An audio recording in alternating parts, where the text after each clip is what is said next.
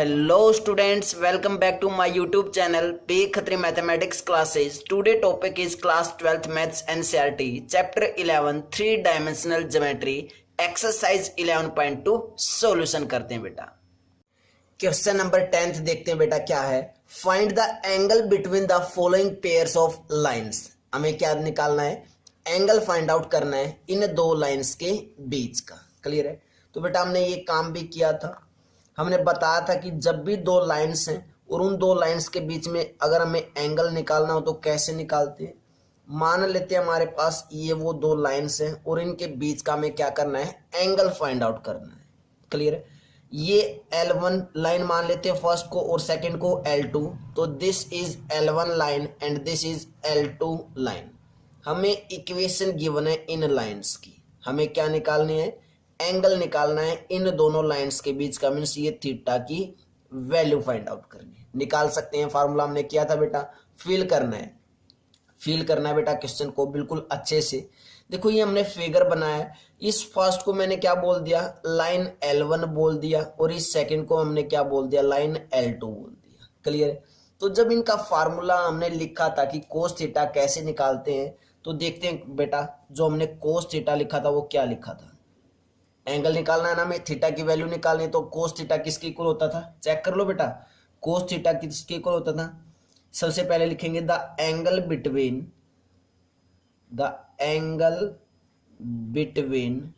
Two lines. The angle between two lines का formula क्या होता था, कोस थीटा इक्वल टू क्या होता था, A1 A2 प्लस के B1 B2 plus C1 C2 और डिवाइडेड बाय क्या आता था, under root of A1 square plus B1 square plus C1 square, और इनटू में क्या आता था, under root of A2 square plus के B2 स्क्वायर और प्लस के C2 का स्क्वायर। यही फॉर्मूला होता था बेटा, और इस कंप्लीट का क्या होता था, मॉडुलस भी होता था।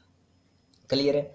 अब बात करें अगर A1 B1 C1 की, तो ये क्या होते थे, जो फर्स्ट लाइन है उसमें जो वेक्टर होता था। अगर ये लाइन लिखें बेटा हम R वेक्टर, एक तरह से ये R वेक्टर में क्या है, ऐसे ही तो गिवन होगी R vector equal to A vector plus lambda times of B vector, यही तो होगा। क्लियर है। और A1 B1 C1 क्या होते थे, इस B वेक्टर के जो क्या होते थे, I कैप का कंपोनेंट, J कैप का कंपोनेंट और K कैप का कंपोनेंट, मींस बोल सकते हैं स्केलर कंपोनेंट्स होते थे किसके, B वेक्टर के। अगर दो लाइन है तो इसका नाम हमने क्या रख देंगे, B1 वेक्टर, और सेकंड लाइन को कैसे रखेंगे, R vector equal to A vector plus के mu times of B2 vector, ऐसे ही लिखेंगे बेटा। क्लियर है। ये लाइन की हमारे पास क्या होती थी, इक्वेशन, और ये इक्वेशन कब होती थी, जब एक लाइन एक वेक्टर के पैरेलल हो, और ये ए वेक्टर क्या होता था, जो गिवन पॉइंट होता था उसका पोजीशन वेक्टर कहलाता था ए वेक्टर। क्लियर है।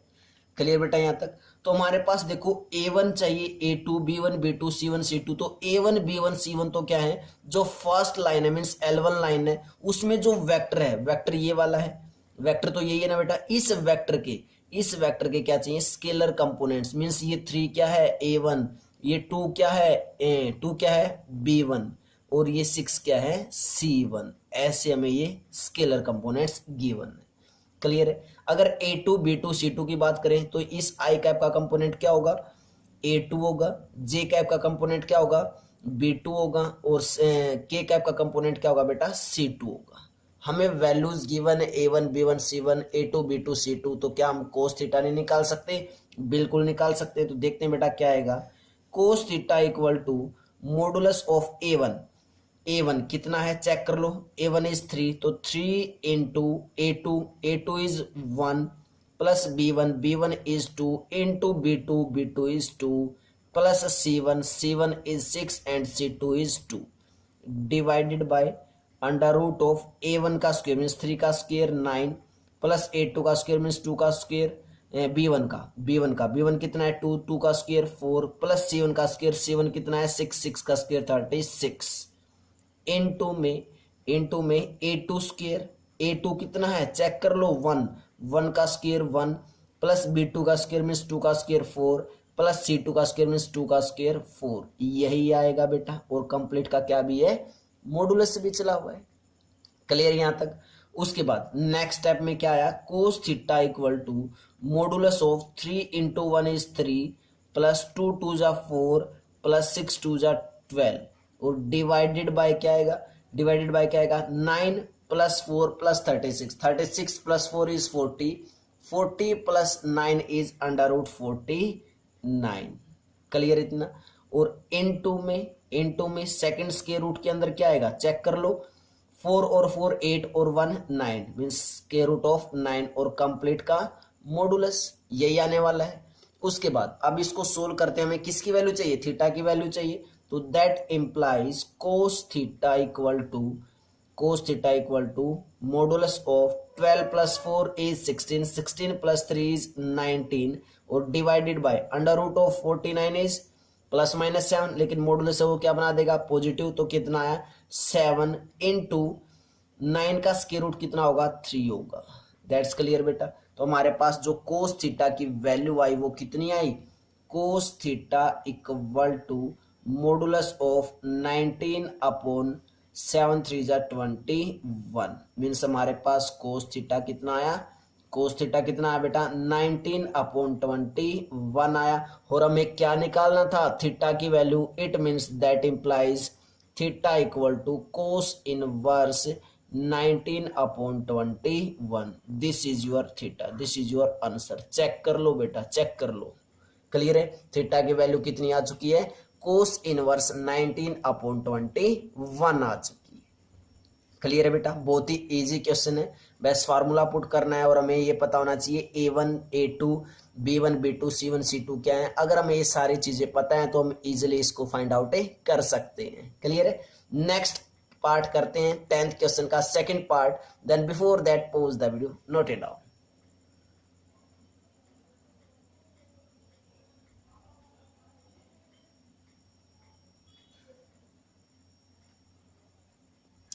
Second part of this question बेटा, फिर से हमें क्या दी, दो लाइंस के हमें क्या दे दिए, वेक्टर फॉर्म दे दिए। मान लेते हैं जो ये फर्स्ट है ये क्या है, लाइन L1 की वेक्टर फॉर्म है और सेकंड क्या है, लाइन L2 की वेक्टर फॉर्म है। दिस इज L2 लाइन की and this is L1 line की, हमने मान ली। क्लियर है।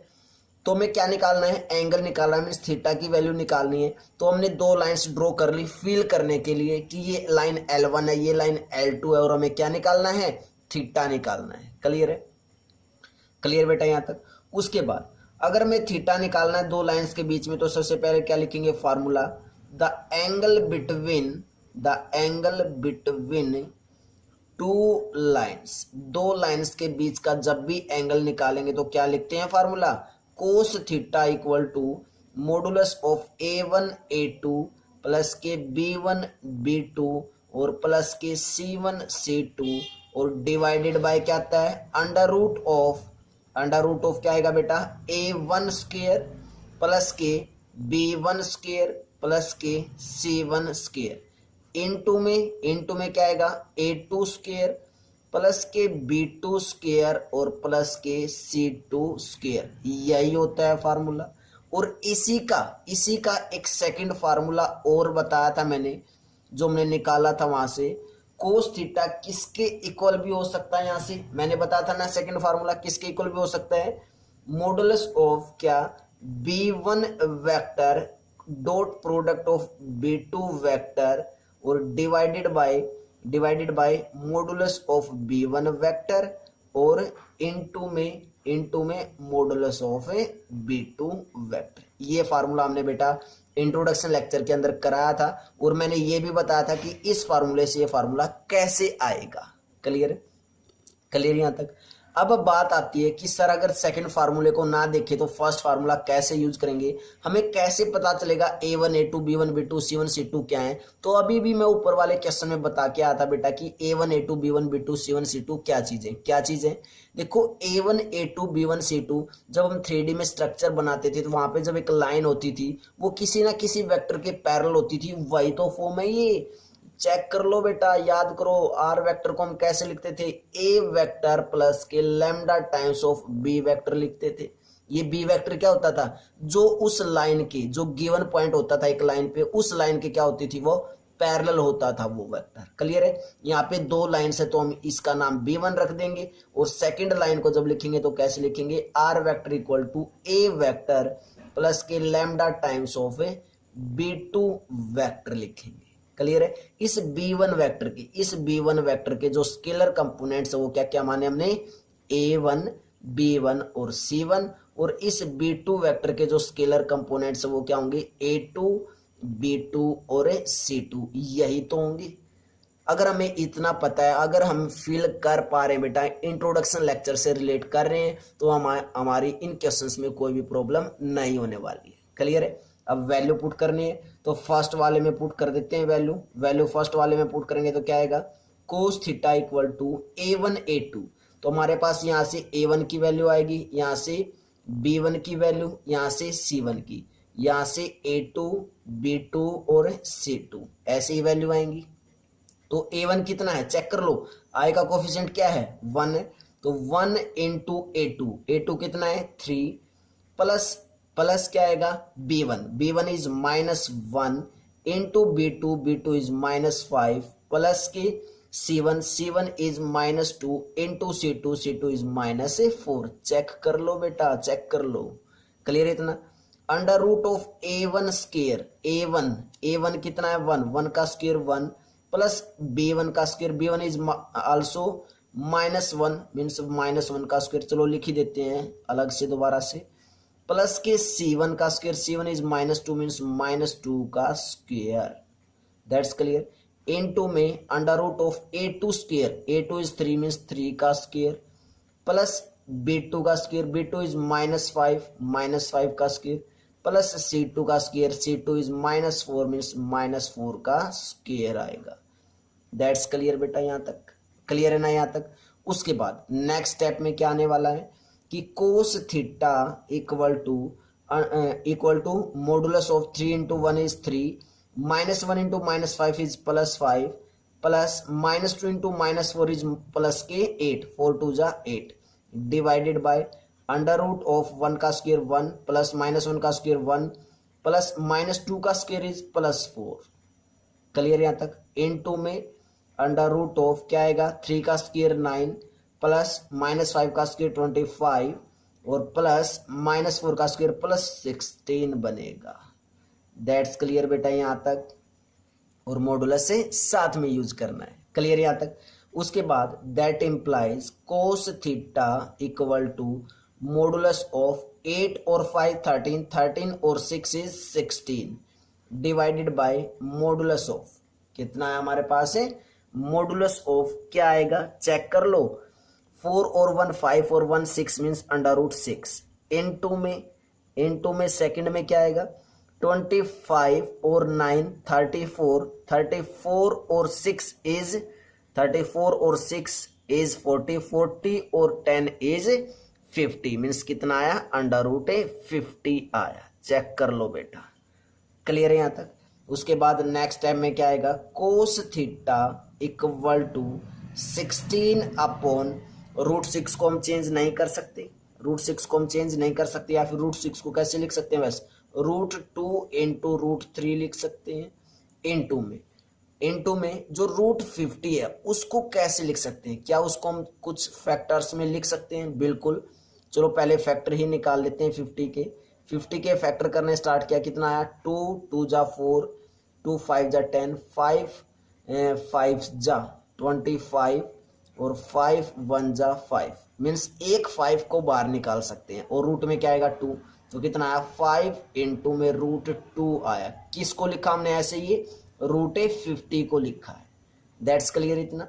उसके बाद cos theta equal to modulus of 16 upon √2 into √2 करेंगे तो 1 2 बनेगा, इनटू में 5 और इनटू में √3, यही आएगा बेटा 2 8 जा 16। That's clear. इट मीन्स हमारे पास जो कोस थीटा आया वो कितना आया 8 अपॉन 5 √3 आया। लेकिन हमें किसकी वैल्यू चाहिए, थीटा की वैल्यू चाहिए ऑब्वियसली, तो यहाँ से थीटा कितना आ जाएगा, theta equal to cos inverse 8 upon 5√3। That's your answer. Check कर लो बेटा, थीटा की वैल्यू क्या आ चुकी है हमारे पास से, कोस इनवर्स 8/5√3 आ चुकी है। ये हमारा आंसर आ चुका है। दैट्स क्लियर बेटा। तो बहुत ही इजी क्वेश्चन है। बेस्ट फार्मूला में हमें क्या करनी है, वैल्यूज पुट करनी है। हमें पता होना चाहिए, फील होना चाहिए कि A1 A2 B1 B2 C1 C2 क्या है। अगर हम इन सभी चीजों का पता लगा पाते हैं तो क्वेश्चन बहुत ही इजी है। क्लियर है। नेक्स्ट क्वेश्चन करते हैं, question number 11। Then before that pause the video, note it down.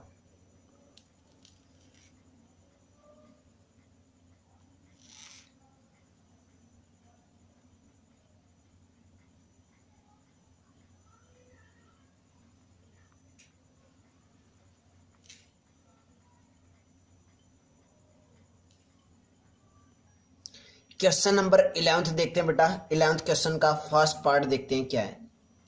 Find the angle between the following pair of lines. Means हमें लाइंस की इक्वेशंस गिवन है और हमें क्या निकालना है, एंगल फाइंड आउट करना है। क्लियर है। लेकिन देखो 10th क्वेश्चन में हमें जो फॉर्म दे रखी थी वो कौन सी फॉर्म दे रखी थी, लाइंस की वेक्टर फॉर्म थी। लेकिन 11th क्वेश्चन में हमें जो फॉर्म दी है वो कौन सी दी है, कार्टेशियन फॉर्म दी है। क्लियर है। कार्टेशियन फॉर्म दी है तो क्या हम यहां से वैल्यूज निकाल सकते हैं, मीन्स क्या थीटा की वैल्यू निकाल सकते हैं, बिल्कुल निकाल सकते हैं। जब भी आपको ऐसे वेक्टर फॉर्म दी हुई हो तो आपको बेटा पहचानना है, आपके दिमाग में चलना चाहिए कि वेक्टर, अगर हमें कार्टेशियन फॉर्म दी है तो कैसे निकालेंगे, वेक्टर फॉर्म दी हो ना तो कैसे थीटा निकालेंगे। ये सारे तुम्हारे दिमाग में चलनी चाहिए चीजें बेटा। क्लियर है। तो देखो क्या चाहिए हमें, जब भी हमें थीटा निकालना है, देखो अगर हमें क्या फाइंड आउट करना है, थीटा निकालना है, तो मैं लिखूंगा the angle between two lines. अगर हमें एंगल निकालना है किसका, दोनों लाइंस के बीच का एंगल निकालना है, तो जो फार्मूला होता है सबसे पहले फार्मूला ही लिखेंगे, क्योंकि हमें फार्मूले लिखने के बाद ये पता चल जाता है कि हमें चाहिए क्या।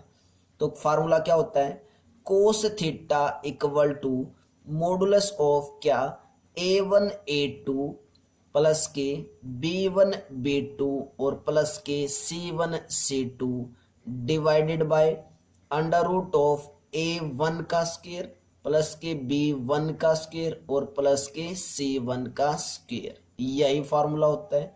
सेम ऐसे ही under root of A2 square plus के B2 स्क्वायर और प्लस के C2 स्क्वायर। यही फार्मूला यूज करते हैं बेटा हम जब भी थीटा निकालते करते हैं।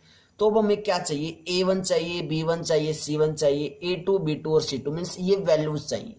और ये क्या होते हैं, ये वो वैल्यूज होती हैं A1 B1 C1 A2 B2 C2, ये वो वैल्यूज होती हैं जो वेक्टर होता है, जो एक लाइन के पैरेलल एक वेक्टर होता है, उस वेक्टर के स्केलर कंपोनेंट्स होते हैं। क्लियर है। अब हमें गिवन क्या है, हमें कार्टेशियन फॉर्म गिवन है, और जो कार्टेशियन फॉर्म हमें गिवन है, मान लेते हैं जो फर्स्ट है वो लाइन L1 की है। ठीक है। कार्टेशियन फॉर्म क्या दे रखी है हमें given, x-2 divided by 2 equal to y-1 divided by 5 equal to z+3 divided by 3। यही है। तो क्या मैं इसकी जब कार्टेशियन फॉर्म, जो जर्नल फॉर्म होती है कार्टेशियन, अगर वो लिखो तो कैसे लिखूंगा, x-x1 divided by 1 equal to y-y1 divided by b1 equal to z-z1 divided by c1। यही होती है जर्नल फॉर्म, बिल्कुल यही होती है। तो क्या A1 B1 C1 की वैल्यूज नहीं बता सकते, बिल्कुल बता सकते हैं, वही हमें चाहिए।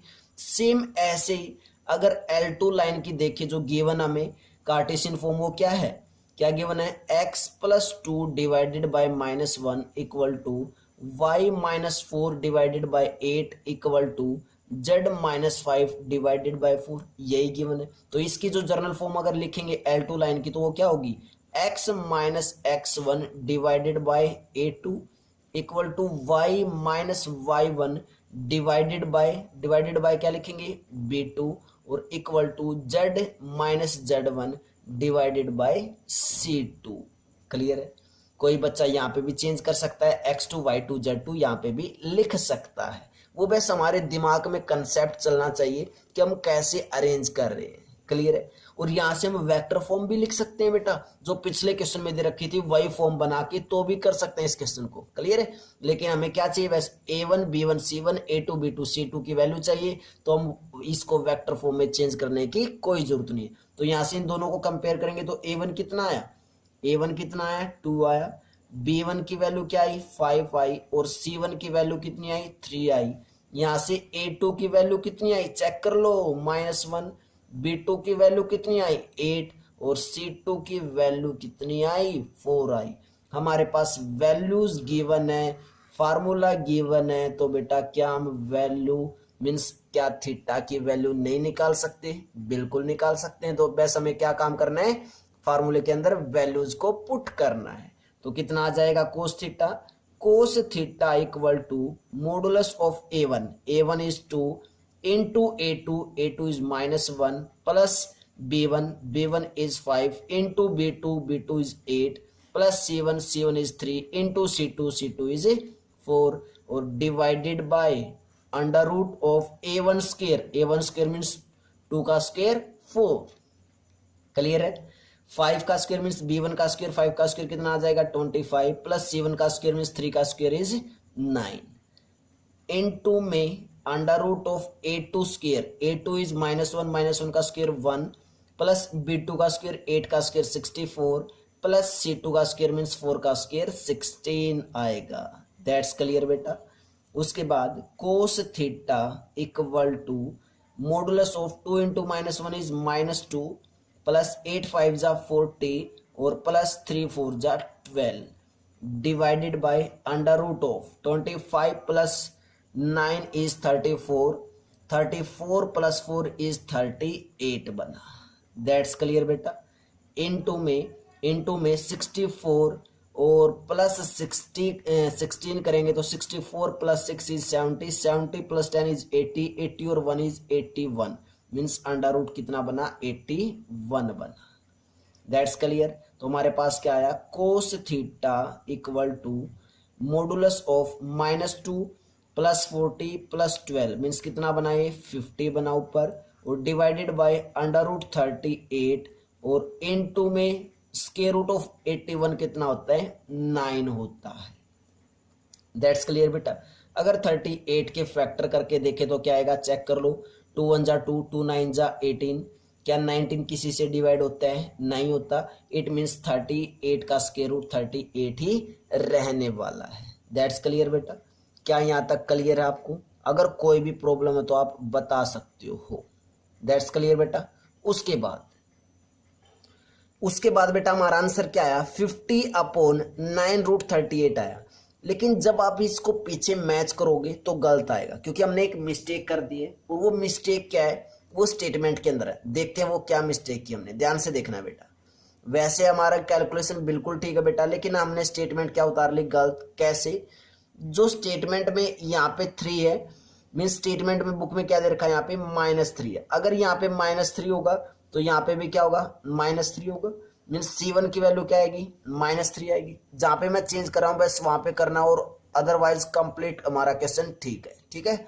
और क्या आएगा यहाँ पे -3 आएगा, और हमारा नीचे बिल्कुल ठीक है। अब यहाँ पे -3 आएगा तो -3 × 4 इज -12 आएगा। कितना है यहाँ पे -12 आया। That's clear. उसके बाद सेम यहाँ पे 50 है, 50 की जगह अब क्या आएगा ये ध्यान रखना है, +40 -2 और -12 मीन्स माइनस के 14 हो चुके हैं, और -14 जब 40 के अंदर से करेंगे तो ये कितना बचेगा 26 बचेगा। कितना बचेगा बेटा 26 बचेगा। मैंने 50 की जगह कितना कर दिया 26 कर दिया। क्लियर है। अब इसको हम कैंसिल आउट क्या कर सकते हैं, किसी से भी ये कैंसिल आउट नहीं हो रहा, तो यहां से हमारे पास कोस थीटा क्या आ जाएगा, कोस थीटा इक्वल टू 26/9√38, और हमें वैल्यू किसकी चाहिए थीटा की, तो it means that implies theta equal to कितना आया cos inverse 26/9√38। This is your answer. Check कर लो बेटा, अब तुम्हारा आंसर बिल्कुल ठीक मिलेगा। क्लियर बेटा, तो बहुत ही इजी क्वेश्चन है। नेक्स्ट पार्ट करते हैं, 11th क्वेश्चन का सेकंड पार्ट करते हैं। Then before that pause the video, note it down.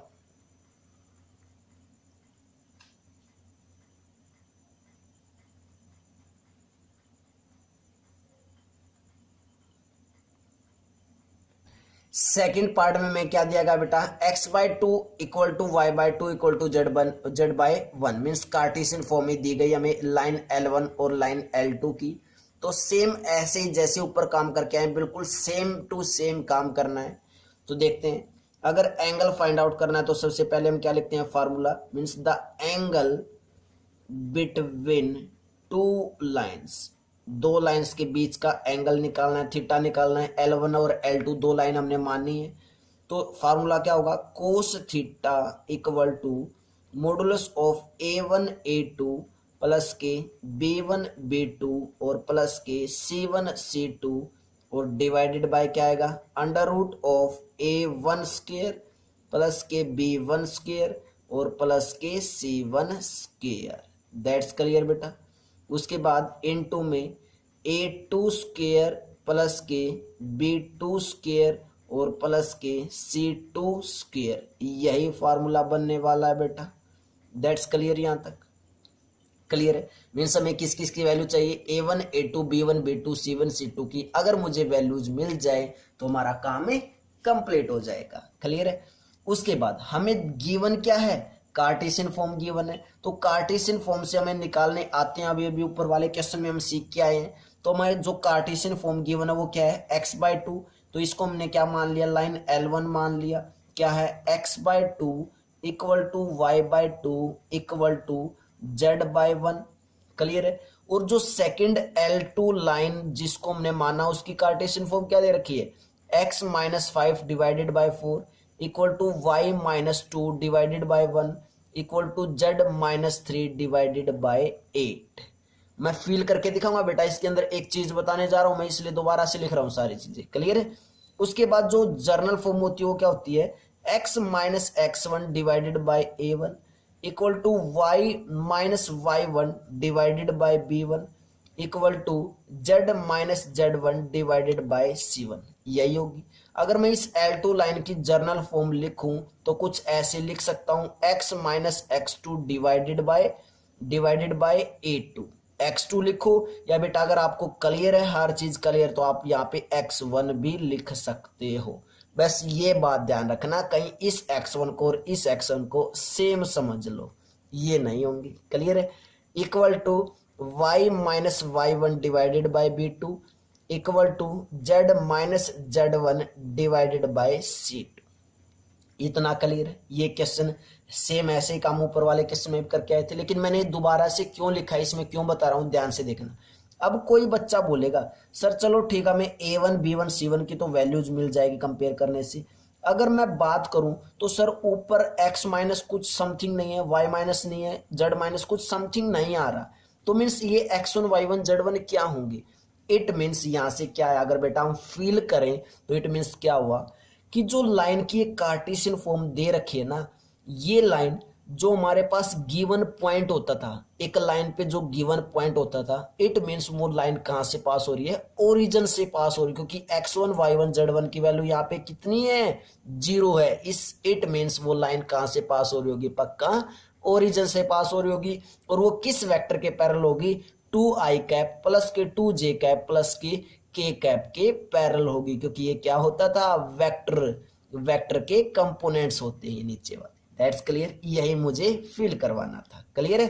तो यहां से A1 की वैल्यू कितनी आई, 2, B1 की वैल्यू 2 और C1 की वैल्यू कितनी आई, 1।